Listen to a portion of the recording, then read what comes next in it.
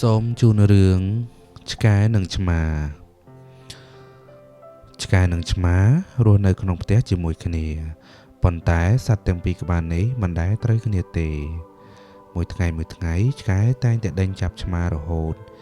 ជាពិសេសឆ្កែតែងតែនឹករកវិធីផ្សេងដើម្បីបណ្ដេញឆ្មាឲ្យចេញពីផ្ទះមួយនេះ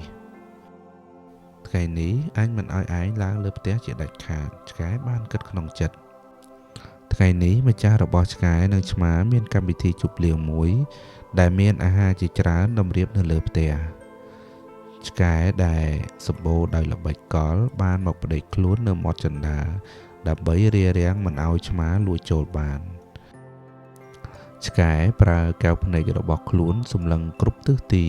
ព្រោះខ្លាចឃើញស្រមោលរបស់ឆ្មាដើរចូលក្នុងផ្ទះលួចស៊ីអាហារមួយរំពេចនោះស្រាប់តែឆ្កែក៏លេចមើលទៅឃើញឆ្មាកំពុងប្តេជ្ញាខ្លួននៅលើស្មៅយ៉ាងស្ដុកស្ដឹងហាក់ដូចជាគ្មានកម្លាំងកំហែងអ្វីសោះឆ្កែសប្បាយរីករាយយ៉ាងខ្លាំងនៅពេលដែលឃើញឆ្មាស្ថិតក្នុងសភាពបែបនេះវាក៏បាននិយាយឌឺដងដាក់ឆ្មាថា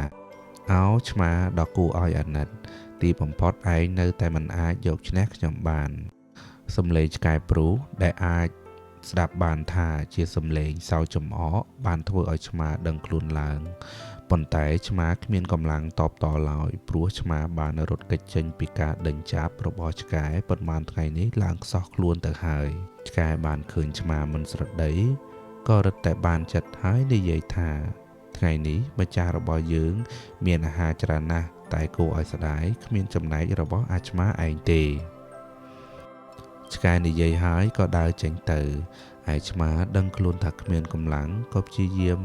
មកកម្រើកខ្លួនហើយដើររកប្រភពទឹកសំណាងល្អឆ្មាក៏បានជួបនឹងប្រភពទឹកនៅឯក្រោយផ្ទះរបស់ម្ចាស់ខ្លួនមែន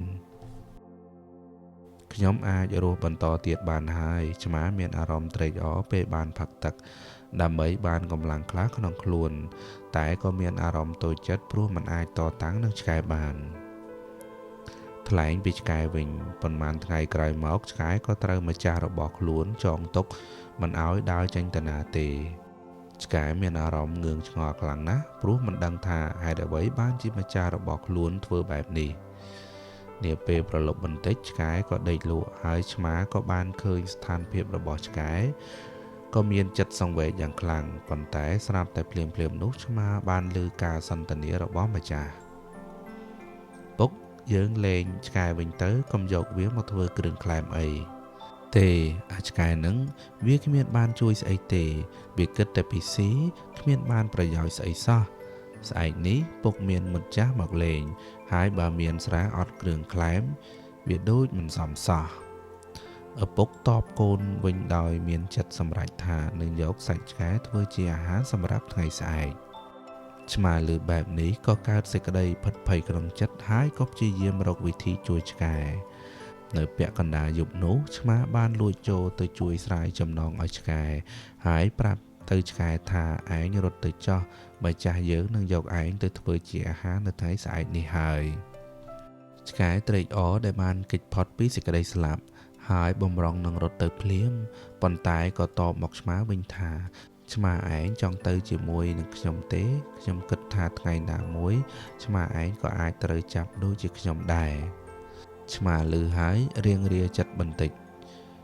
ឆ្កែឃើញបែបនេះក៏បន្តសម្ដីថាឆ្មាឯងកុំភ័យអីចាប់ពីពេលនេះតទៅឯងជាអ្នកមានគុណរបស់ខ្ញុំហើយពួកយើងមិនចាំបាច់ធ្វើជាសត្រូវនឹងគ្នាទៀតទេឆ្មាឮសម្ដីរបស់ឆ្កែក៏សប្បាយចិត្តក្រៃលែងហើយតបទៅវិញថាអោឆ្កែអើយខ្ញុំសប្បាយចិត្តណាស់ដែលឯងនិយាយបែបនេះដូច្នេះចាប់ពីពេលនេះតទៅយើងមិនចាំបាច់ប្រដេញគ្នាស្លាប់រស់ទៀតទេពួកយើងនឹងធ្វើជាមិត្តដ៏ល្អនឹងគ្នានិយាយចប់ឆ្មានិងឆ្កែក៏បណ្ដើរគ្នាចេញទៅដោយមិនមានចិត្តស្ដាយក្រោយដោយសម្ដៅទៅរកកន្លែងដែលមានសុវត្ថិភាពនិងសេចក្តីសុខសម្រាប់ពួកគេទាំងពីរគំនិតអប់រំក្នុងរឿងនេះចងមិត្តប្រសើរជាងចងសត្រូវសូមអរគុណ